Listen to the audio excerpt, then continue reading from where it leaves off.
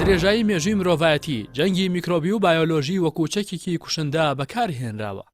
بەڵام ئەو پێشکەوتنەی کە لا سەردەمی نوێدا بەخۆیەوە بینیوە لە ڕابردوودا بەهۆی کەمی توانە زانستیەکانی مرۆڤەوە مەترسیەکانی سنووردارتر بووە. هەر بۆیە لاگەڵ بڵاوبوونەوەی هەواڵی ڤایرۆسی کۆرۆنا لە هەرێمی گرنگی پیشەسازی ووهانی چین، گومان و دەنگۆی جەنگی بایۆلۆژی لە تۆڕە کۆمەڵاتەکان و ناوەندا سیاسی و ئابوووریەکانیش بە شێوەیەکی بەرچاو بڵاو بووەوە کە دوجار بە شێوەیەکی فەرمی ئەو تۆمەتانە ئاڕاستە کران.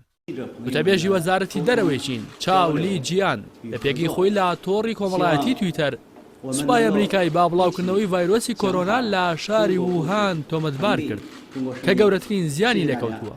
بەنەمای گومانەکەی لە سەر ئەوەیە کە ماوەیەک لەمەوبەر سوپای ویلایەتە یەکگرتوەکان سەردانی و هەرێمەی چینیان کردووە و ئەگەر ئەوە هەیە هەڵگریە و ڤایرۆسە بووبن و لەوێ بڵاویان کردبێتەوە. وی وتەبێژەکە دەپرسێت ئایاکەی ئەو نەخۆشیە لا ویلایەتە یەکگرتوەکان بڵاو بووەتەوە. ژمارەی توشبووان چەند بووە؟ ناوی نەخۆشەکان چین کەواتە لەوانەیە سوپای ئەمریکا پەتاکەی گەیان بێتە ووهان. تکایە شەفاف بن، زانیاریەکانتان بڵاو بکەنەوە. ئەمریکا قەرزاری ئێمە لا بڵاوکردنەوەی ئەو زانیاریەدا.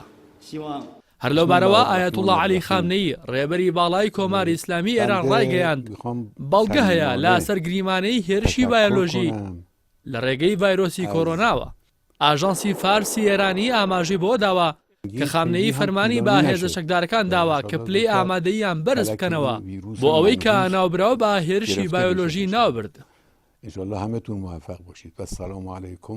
لا وەڵامی ژەنەڕاڵ کینیس ماکینزی فەرماندەی ناوەندی ئەمریکا لە بەحرین کەوتبووی ئێران ژمارەی توشبووان زۆر کەمتر لەوەی کە هەیە بڵاو دەکاتەوە و ئەوەش زیاتر دەیان خاتە مەترسیەوە. ئەمیر حسێن عەبدوڵڵاهیانی جێگری سەرۆکی پەرلەمانی ئێران ڕایگەیاند ئەوەی لەم ڕۆژاندا گریمانەیە ساڵانی داهاتوو ڕاستەکانی ڕۆشن دەبێتەوە کە ئەم ڤایرۆسە جەنگی بایۆلۆژی ئەمریکا و زلهێزانی ترە لە دژی نەیاران و ڕکابەرانیان بۆ زیان پێگەیاندنیان. سعید نمەکی وەزیری تەندروستی ئێران لە بەردەمی لیژنەی تەندروستی پەرلەمان لەبارەی گریمانی جەنگی بایۆلۆژی کۆرۆناوە ڕایگەیاند ئەو ڤایرۆسی لە شاری ووهانی چین بڵاو بووەتەوە لەگەڵ جۆری هەندێک توشبووی شاری گیلان و قوم لە ئێران بە تەواوی جیاوازە. کەواتە ئەوە پرسیارە ئەگەر سەرچاوەی جۆری یەکەم شاری ووهانی چینە ئەی سەرچاوەی جۆری دووەم کوێیە؟ جیاماژەیە کەسانێکیش هەن بۆ چوونی پیلانگێڕی ڕەت دەکەنەوە. لەوبارەوە سادقی زیبا کەلام دەڵێت ئەمڕۆ کۆرۆنا شووەتە ناو تیۆری پلانگێڕیەوە. بەڵام لەبیرمان بێت لەبارەی تالیبان و داعش و قاعیدە و ڕووداوی 11 سێپتەمبەریش ئەم تیۆرانە بڵاو کرانەوە. ئەو دەڵێت لا دەرەوەی ئێرانیش ئەو تیۆری پیلانگێڕیە بڵاو دەکرێتەوە.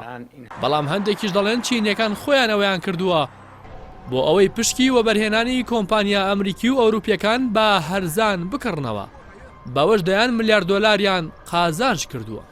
بەڵام ئەگەر گریمانی ئەو جەنگا بایۆلۆژی ڕاست بێت ئەوە مرۆڤایەتی تووشی جەنگێکی گەورەی نائەخلاقی بووەتەوە کە مرۆڤ گەورەترین دروستکراوی خوددا لە پێناوی قازانجی مادی و سەرمایەدا دەکرێتە قوربانی چاوچنۆکی سەرمایەداران کە مێژوو دەری خستووە دوجار ستەمکاران بۆ خۆشیان مایە پوش دەبن و پیلانەکانیان بەسەر خۆیاندا دەشکێتەوە. هەروەکو ڕێکخراوی تەندروستی جیهانی ڕایگەیاند ئێستا هەمووان کەوتونەتە ناو ئەو جەنگە جیهانیەوە.